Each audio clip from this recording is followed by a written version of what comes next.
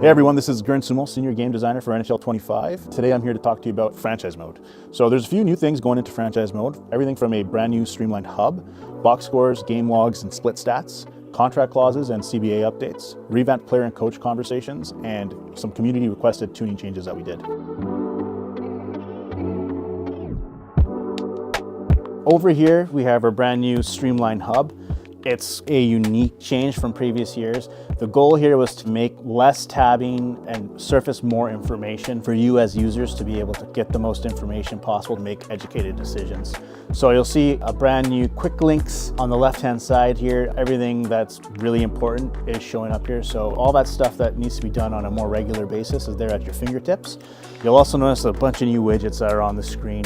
You'll have the projected goalie widgets. I'll show you the goalies that are about to start for that game, as well as on that right-hand side, a matchup widget showing you how you're matching up against the opponent you're about to play, as well as the conference standings, division standings, your team leaders from forward points, defense points, all the way down to rookie and goalie wins. And then you have your league leader stats as well. And then on top of that, we've added the ticker that's in the trade deadline minigame at the bottom, which will continuously feed you information as you go from screen to screen as well. You're able to access the calendar and then also tab through to go through all the various tabs that you would have had access last year, in addition to a few new tabs that allow you to talk to players and coaches. Going into box scores, we'll bring up all the games that are played in the NHL. So all 1,300 plus games, or if you have a custom league, all however many games you've chosen to do. You can go to any game, not just your own teams. You can go to any game and select a game and view the box score for that game. I can view the events that are from that game, who scored, what penalties were there, as well as the stats for each individual player on both teams, and including the 3 stars as well. So you'll get a really good snapshot of every single game that happens in the NHL. And to feed into that stats motif that we got going on, we also have added new game logs and split stats for each individual player. So if I go into Elias Pettersson here, I can check out his full career stats, and you'll notice that there's a new filter that's shown here, which is full career stats. Now you got game logs and split stats. So if I go into game log, I can look at every single game that he has played in this year, the standard stats that we track from minutes, shots, goals, assists, points, the date of the game, and the opponent of the game as well. So you can see how that player is doing against every single team on a per game basis. In addition, you can also see the split stats. So you can see their last 10 games, their home split, their away split, their division split, conference, and on top of that, their monthly and then their per team stats. So how they have done against Florida, how they've done against Edmonton, Chicago, etc. And then lastly, we've also added an awards tab to the player info, and you'll be able to view any award that that player has won throughout their entire career. So it's not just the last 5 years. If you have Alex Ovechkin, could be something that he won back in the 2010s. All that shows up on this screen and for you to play and look at with throughout the course of franchise mode.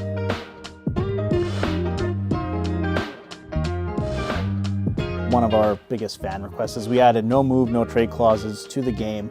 In addition, we also overhauled our contract negotiation system to fit that in. So now you'll notice when you come into the free agency screen, you'll see an org interest bar. Every single player has a contract interest bar and an organization interest bar, and those will now dictate whether or not a player will want to sign with your team. So if a player has a very low organization bar, you may need to convince him to actually join your team. Those 2 bars now dictate and change who you target in free agency, because it may not be possible for you to get the best free agent because they may not like your organization because of the taxes that you have, the market size that you have, your status as a contender. If they want to be playing on a championship team and you're a rebuilder, they may not want to join your team.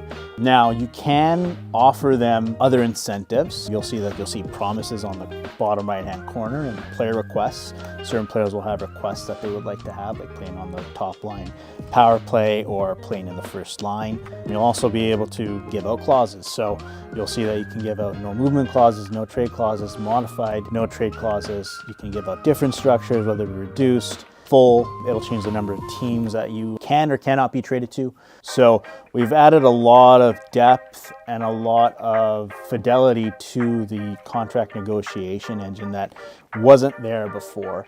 I'll go into a player that doesn't want to sign with my team currently. Give you an example of what I mean in terms of you have to persuade that player. Now, Sam Bennett here doesn't want to join my team. You're able to do certain actions to potentially win them over. You can charm them. You can gain some organization interest if they take to it. So in this case it did, which is great. Now you can now talk about the contract or go into the organization and kind of pitch them on the organization.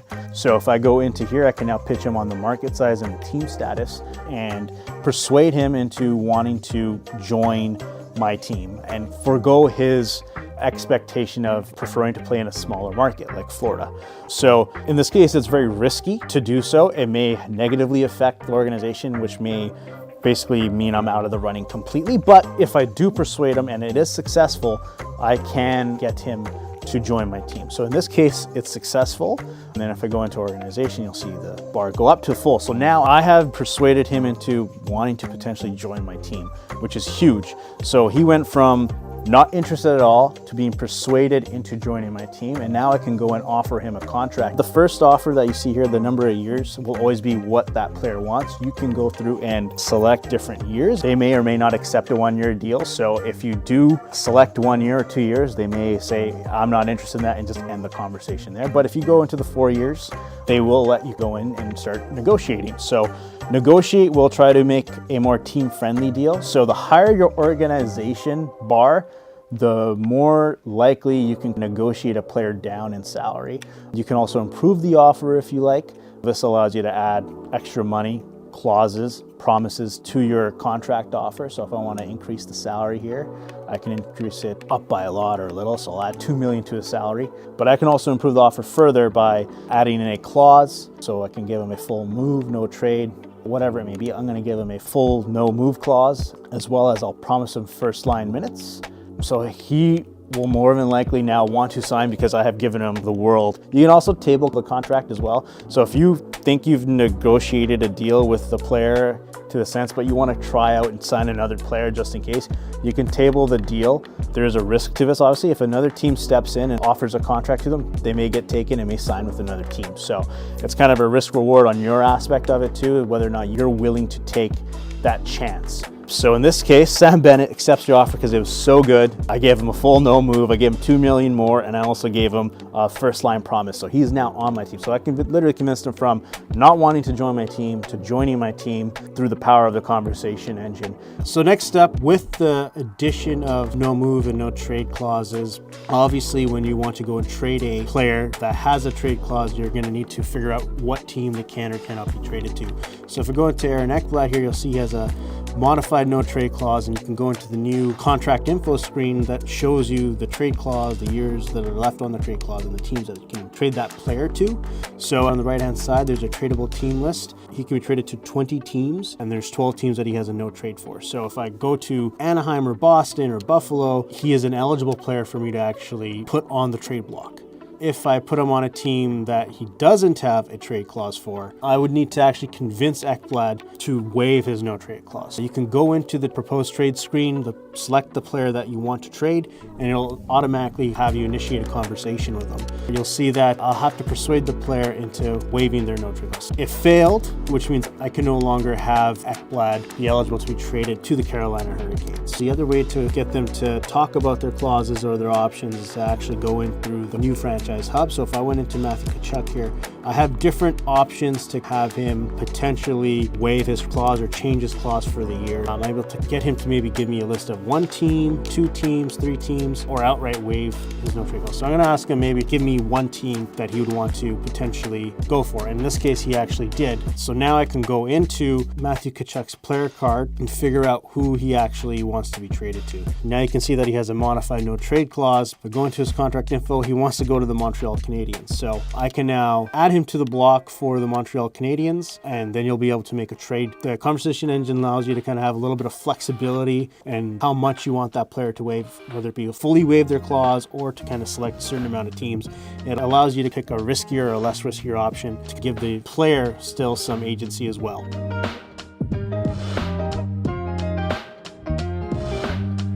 Another new feature that we've added is our brand new conversation engine. You've seen a little bit of it in the No Move, No Trade, but we wanted to make every conversation feel important and have a meaningful impact on your team. So gone are the ice time conversations where players are complaining about things. It's now more of a proactive system where you are now assigning players goals or trying to make that player better or try to fit into your system as you need to. If I go into Korchinski here, you'll notice that there's two options for me to select from: season goal or on ice play. Each of these has their own subset of items that you'll be able to select through. For season goals, this actually influences player development, something that in the past you as a user didn't really have a lot of influence over. Now you will with season goals.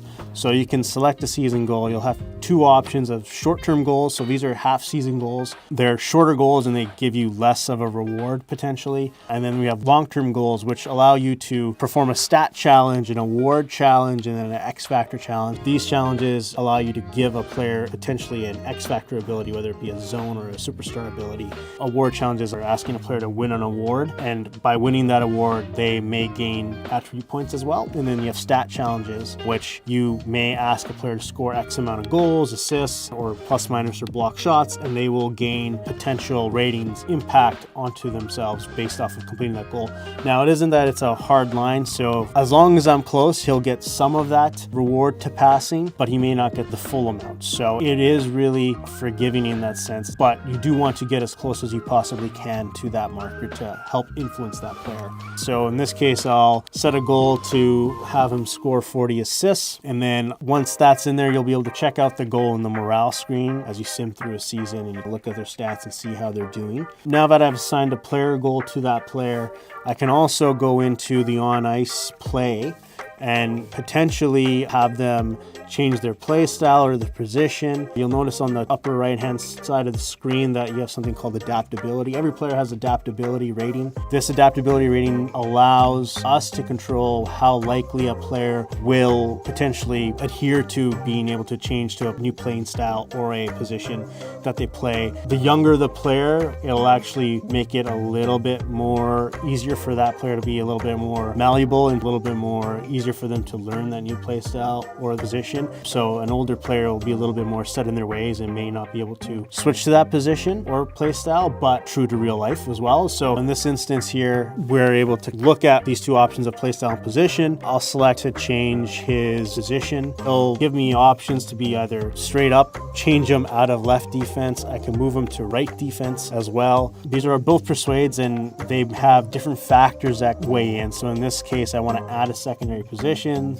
to lower his defensive awareness rating. The harder it will be to convince him. If I want to change his position, players with higher defensive awareness rating will be harder to convince. So players that are really good at defense, they probably don't want to move out from defense. But if the player has a lower defensive awareness, you may be able to get them to change to a forward. Here I'll ask Korchinski to change his position. So in this case, that persuade failed. In many cases, the persuade may or may not work, but you do have the ability to change a player's position and play style. It all has a multitude of different factors that go into it. Again, we really wanted to give you as the user the ability to have more fidelity, more control over the players to fit within the system that you're trying to build. So in addition, you can also talk to your head coach. You can talk about your preseason or your game plan for the team. And these essentially are buffs to your team that you get for the season, whether it be conditioning, strength training, skill training, 5-on-5 focus, power play, penalty kill, video sessions. So all of these will have different buffs and debuffs. I've selected power play. This will give my team a buff for the power play, but also have a debuff on my penalty kill. So in this case, I got him to adhere to that preseason focus.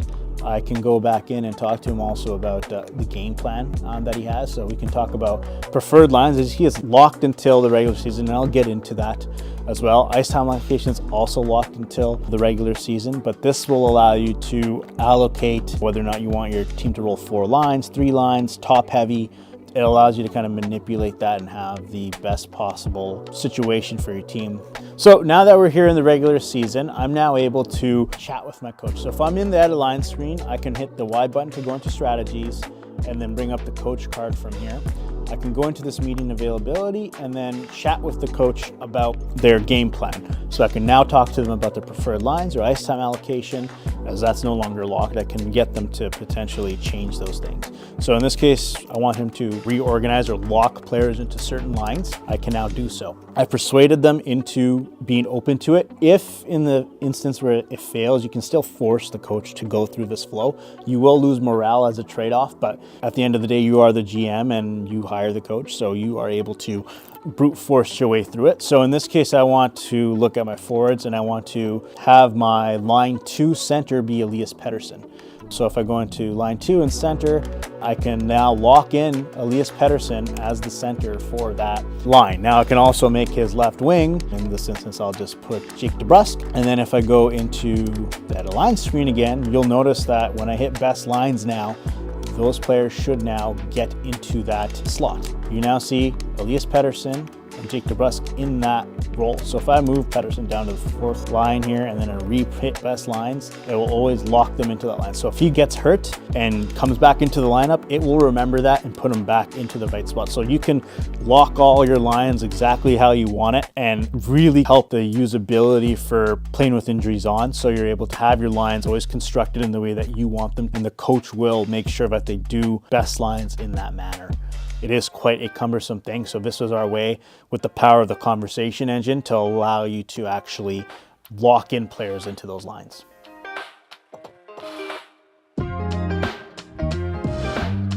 Another feature that we added to really help the roster sharing community was the addition of draft picks to the player movement screen.